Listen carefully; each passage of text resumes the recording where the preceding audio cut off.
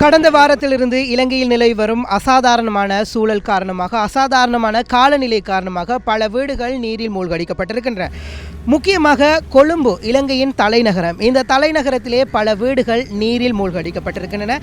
பல அமைப்புகள் இவர்களை மீட்கும் பணியில் கடந்த ஒரு வாரமாக ஈடுபட்டு வருகின்றார்கள். தௌஹீத் ஜமாத்துடைய அனர்த்த பணியின் செயலாளர் இருக்கின்றார், அவருடன் வினவி பார்க்கலாம்.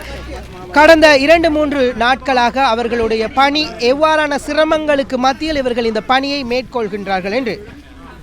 ஸ்ரீலங்கா தௌஹீத் ஜமாத்தை பொறுத்தவரையில் இந்த பணிக்காக நாங்கள் தொண்டர் அணியில் ஒரு 300 பேரை கிட்ட இறக்கிக்கிறோம்.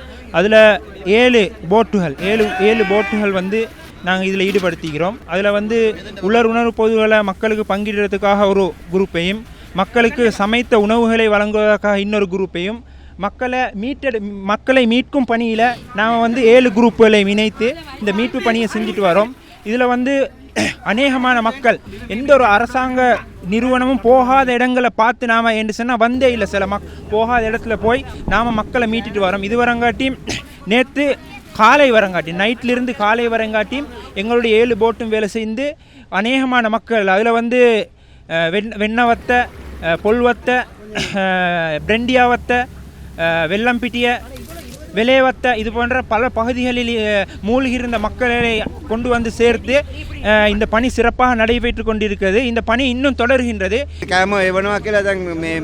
பணியிட கீப்பேக்காவா අපිට ගිහිල්ලා ගේන්න තියෙන අපිට යන්න වෙලාවක් නැහැ. ඔක තියෙන ප්‍රධානම කාරණාව.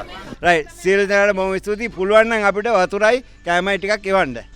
இதுக்காக நாம் இந்த அமைப்பு ரீதியாக பொதுமக்களுடைய பொருளாதாரங்களையும் உதவிகளையும் பெற்று தான் செய்து வரோம். இதுக்காக ஸ்ரீலங்கா தௌஹீத் ஜமாத்துடைய மாளிகாவத்தில் அமைந்துள்ள தலைமை காரியாலயத்துக்கு உங்களுடைய உதவிகளை வழங்கினால் இந்த பணியை மீண்டும் சிறப்பாக கொண்டு போகலாம் என்பதை மக்களுக்கு அறிவித்துக் கொள்கிறோம்.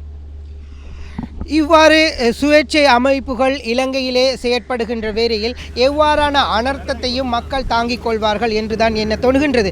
இலங்கையிலே இந்த மண் சரிவுகள், இயற்கை அனர்த்தங்களினால் ஏற்படுகின்ற பாதிப்புகளை எவ்வாறு சரிப்படுத்தலாம் என ஒரு குழுவினர் சிந்திக்க நாட்டினுடைய இந்த சீரற்ற காலநிலை தொடரும் என அனர்த்த முகாமைத்துவ மத்திய நிலையம் தெரிவித்திருக்கின்றது. லங்கா ஸ்ரீ செய்திகளுக்காக கொழும்பிலிருந்து சேகு.